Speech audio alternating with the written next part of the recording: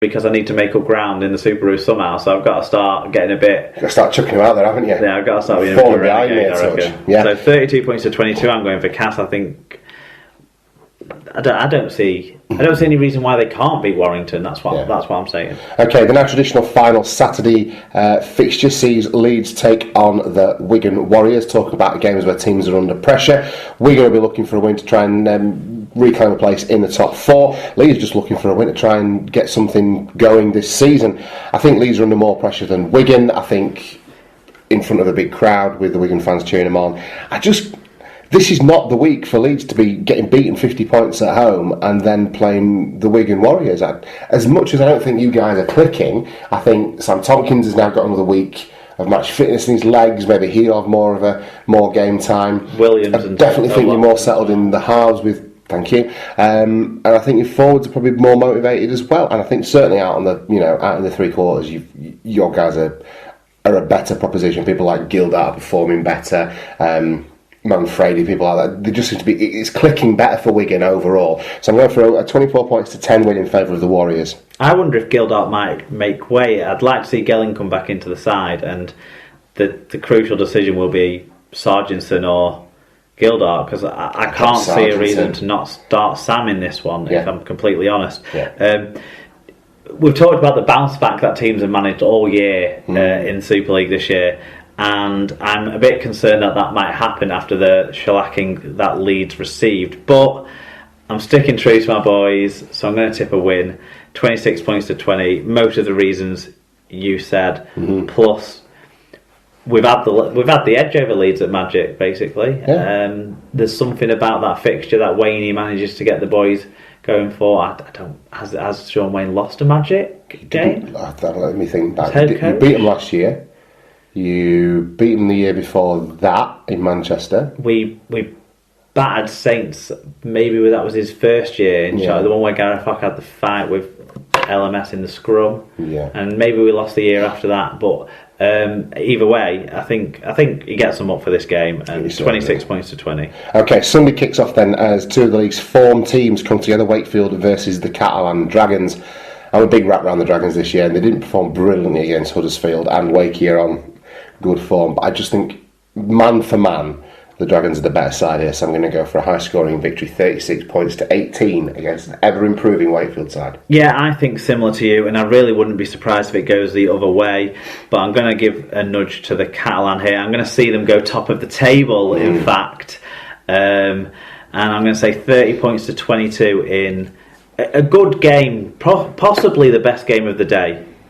Yeah, it does look like the most evenly matched contest. Not evenly matched. Start of a lull at the lunchtime kick-off game, but hopefully there'll be plenty getting in to watch this one. I would hope. It's perhaps unfair to me to say they're both the most evenly matched game, because I think Saints Huddersfield is evenly matched as well. But these are 2 teams that are playing well, so that will make it the better game of the day, I would say. Saints take on Huddersfield then.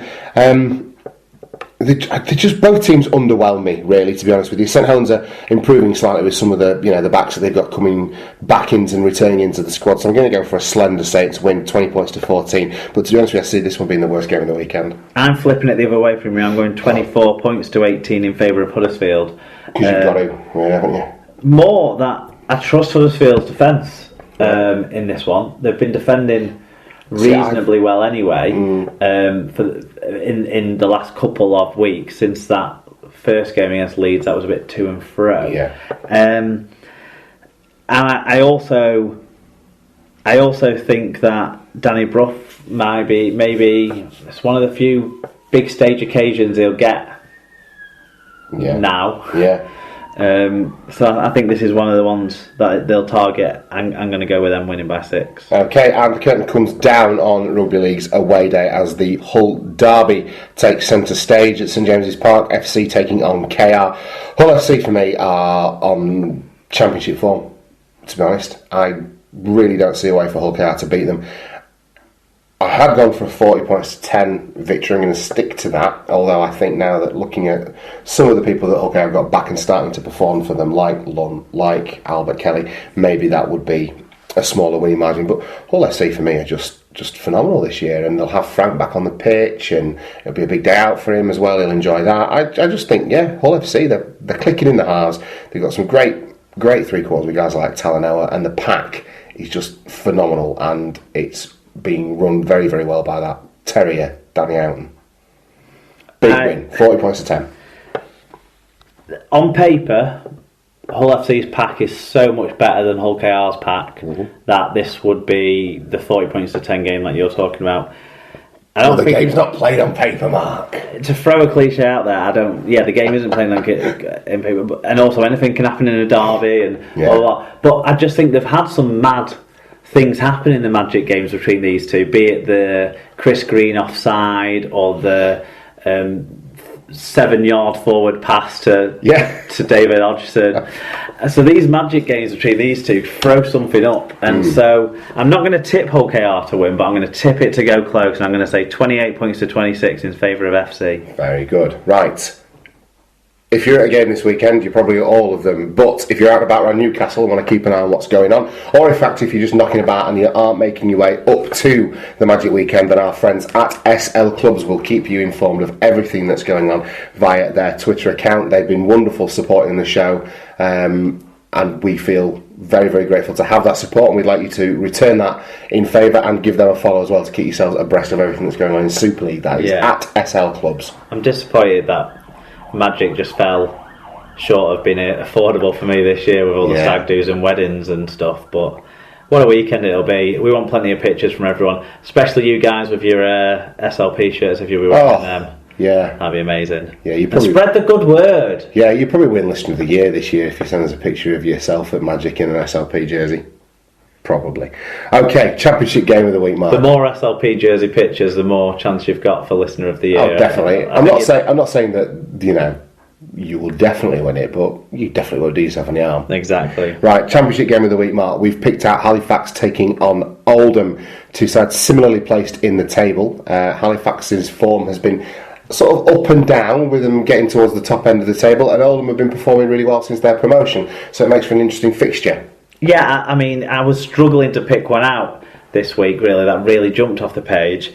But, you make some good points about this one. Halifax, like you say, up and down. Oldham, they're not a top side in the Championship, but they're doing some good stuff occasionally, and this could be an occasion. Yeah, absolutely. I'm going to go for a Halifax win, though.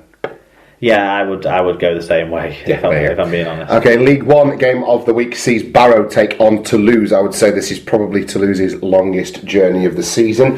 Whether or not that has an impact on them, I know geographically they're going further to Newcastle, but I reckon they can fly straight to Newcastle, whereas with Barrow I reckon they fly to Manchester and then go on that long trek up the M6 and then right over to Barrow, so I reckon it probably is there. In time-wise, it's their longest and hardest journey of the year. I was not going to disagree with you. Oh, so you raise an eyebrow and get your pen out. I thought you were...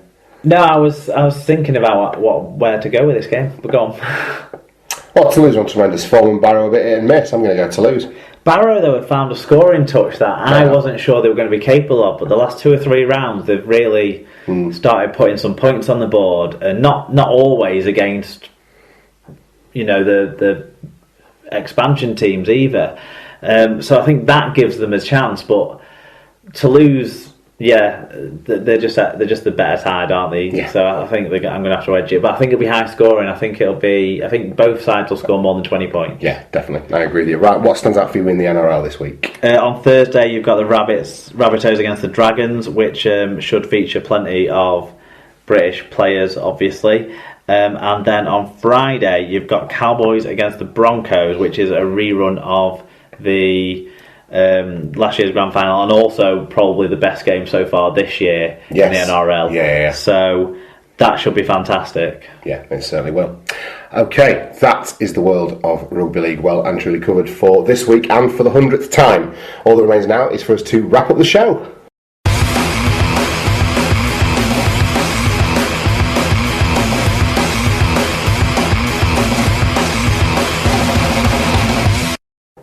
Well, there you have it, kids. 100 episodes of the Super League pod. It's 11:15. We've got through on chocolate bars and adrenaline, haven't we, Mark? Yes, thanks to Dar and all the tweets we've been getting whilst we've been doing the show as well. A few more have rolled in, like 100th episode celebration ones. So thanks to Matt Elstringham and Tyler Cass fan, Fantastic. Dr. Bob.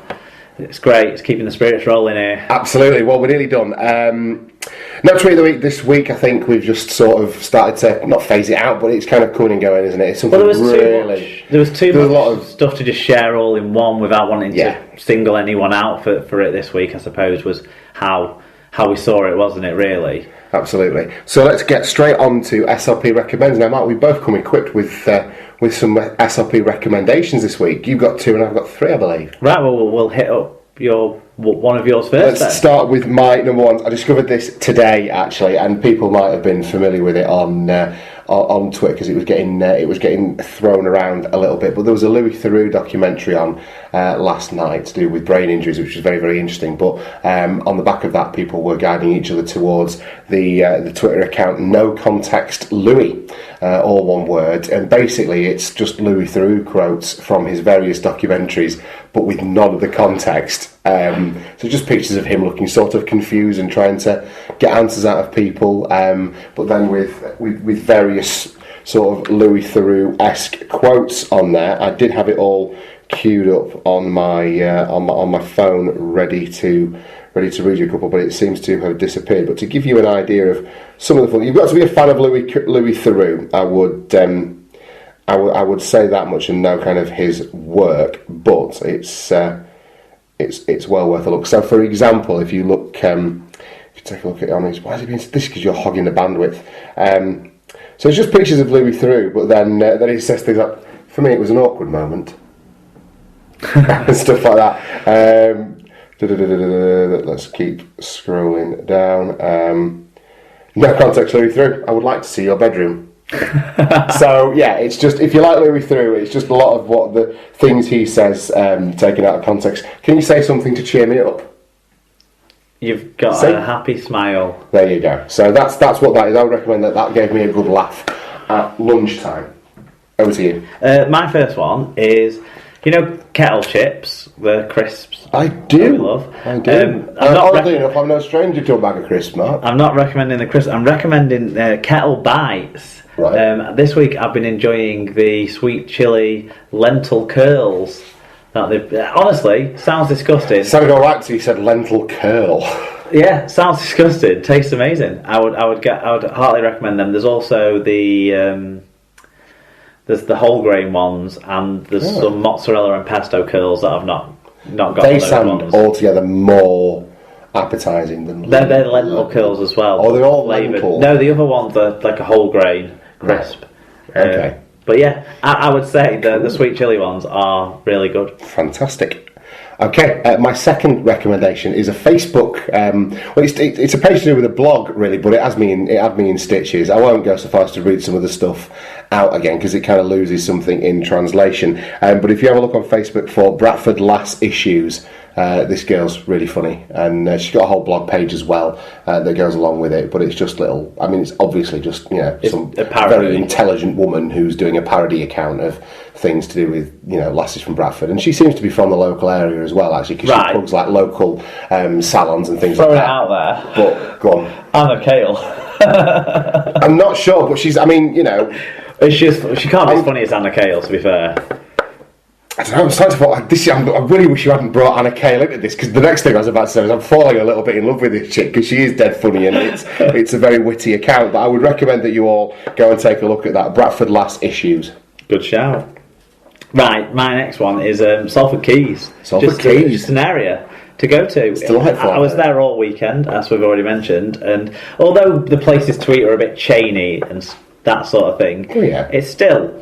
You still got a lot of choice, but it's just a lovely area, and it's after working hours or around the weekend time. It's quiet. There's sporting activities going on, but it's not in your face, and it's a nice place to go and visit. It really is. Even the geese didn't attack me, which you can't beat a tamed goose, can you, Mark? There was this mental kid running around after the goose with some bread, like trying to make it eat it, and the goose was running away from her, and that made me feel warmed inside that the goose was scared. I mean, the kid was a mental. Like, seriously, someone take that in for therapy if it thinks chasing geese is a good idea. But it's really nice, and around Media City. Which one did you chase first? Which one was it better for, the goose or the cow? No, fucking I don't know. Anyway, even around Media City is really quite nice as well, and the Lowry itself was a great venue for a wedding if you're looking for one.